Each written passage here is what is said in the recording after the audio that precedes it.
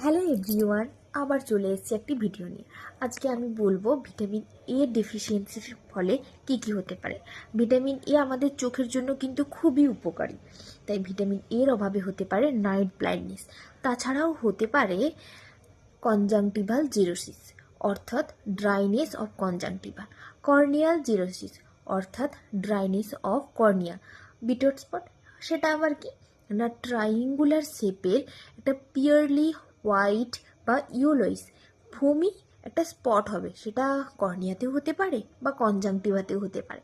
এবং ক্যারাটোম্যালাসিয়া সেটা আবার কি না আমাদের যে কর্নিয়াটা থাকছে সেটা এক্সট্রিম লেভেলে সফট হয়ে যাবে।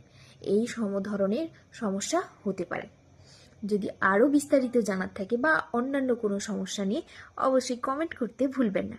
টাটা, ভালো থাকবেন, সুস্থ থাকবেন।